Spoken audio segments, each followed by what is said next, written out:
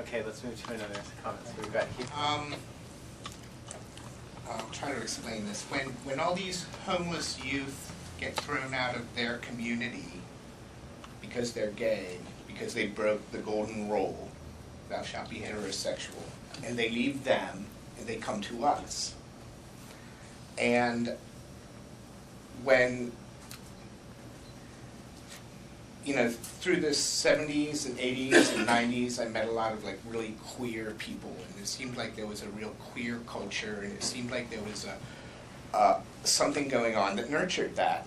And I think that what it is it's a critical mass of rule breakers getting together and breaking the rules. If I break this rule, I can break all the rules. And then you throw in creativity and people living in the same place together, and you develop a culture, and that is queer culture. And it kept moving forward, really, in the way I see it, until Bill Clinton was elected, and suddenly assimilation was the agenda. And we were nurturing queer culture, and then we suddenly wanted gays in the military, and this was our agenda assigned to us by some people I never met. And then it became, no offense to anyone, but it became gay marriage, which is further assimilation. And now we're losing our places where we have the critical mass of the rule breakers together, and we're saying, disperse within the community, assimilate further. And don't we lose our queerness, and doesn't that have a value when we hold up their lifestyle as the model that we want? And you know, it really concerns me.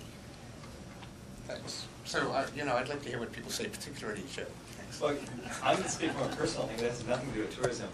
I'm queer. I'm queer in my lifestyle that I want to live, and I think that there's a spectrum of people that are gay. They're from over here and over here, and why don't we embrace everybody?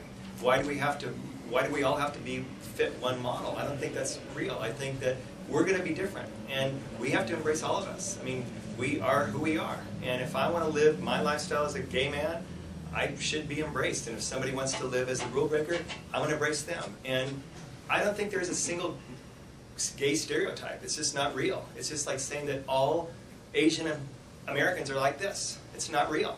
And I think that I know who I am. I'm a gay man, and I live this lifestyle, and I'm happy, and I'm comfortable. And I hope you embrace that as I'll embrace your lifestyle and however it is.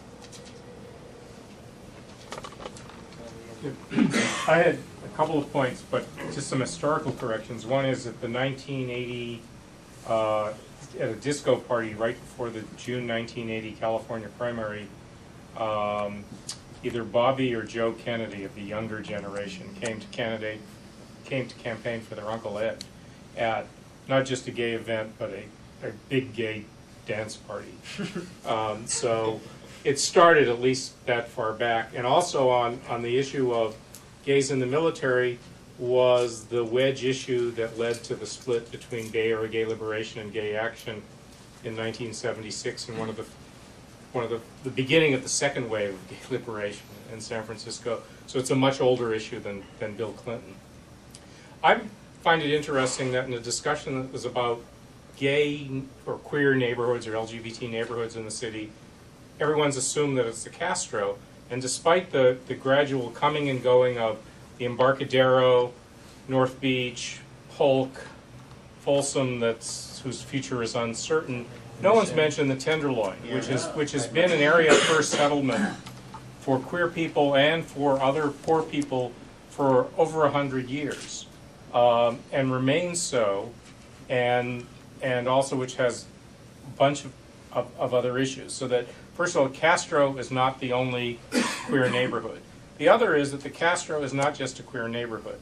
It's a national entertainment center, which is a term that comes out of the New York City Plan from 1969, and which appeared in San Francisco politics as in the early 80s with the establishment of the S parking zone, because it was the issue over parking became the first issue at which people realized that there's this major tension between planning a community neighborhood and a national entertainment zone.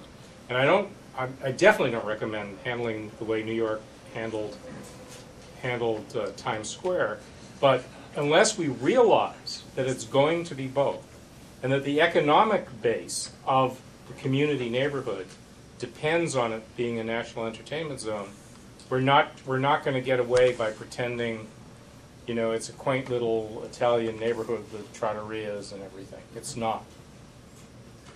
Okay, let's take a few more comments and then we'll get some response from him. Yeah, hi, my name is Woody Miller, and I'm a student at CCSF. And I would go even further than the previous gentleman and question whether or not Castro even is a queer community anymore.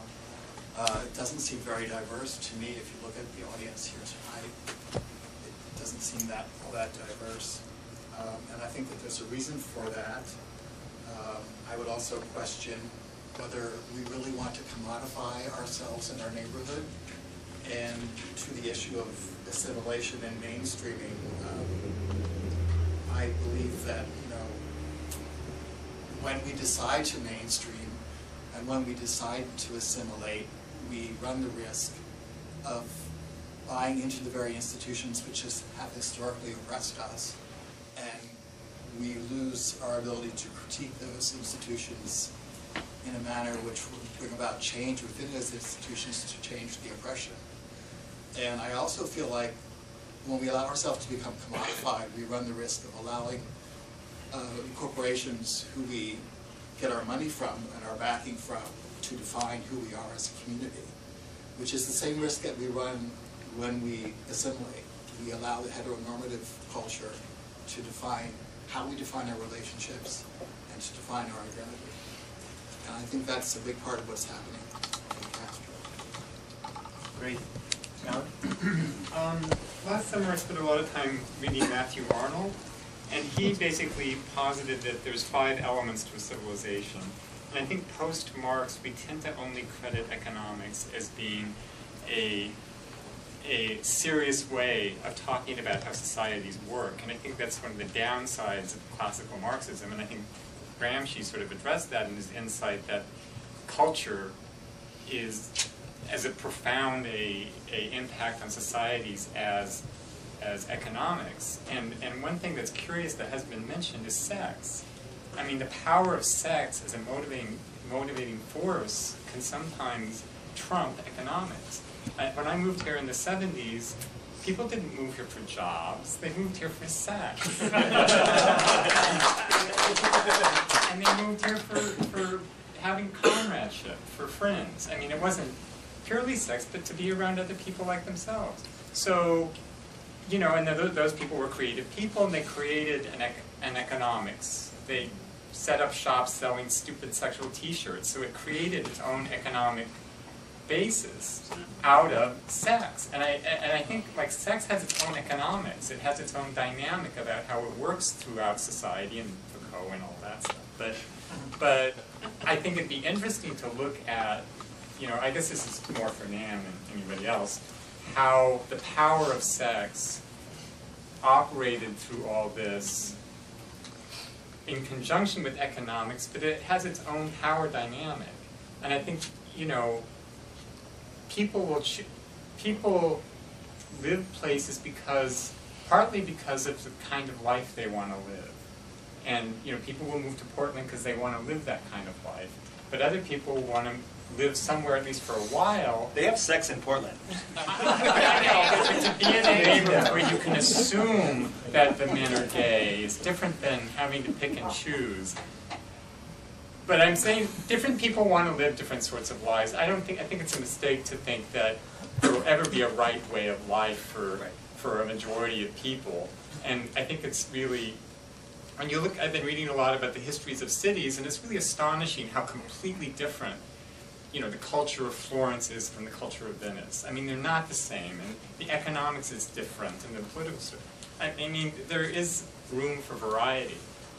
But I think in talking about gay neighborhoods, I think the economics of sex is an important discussion.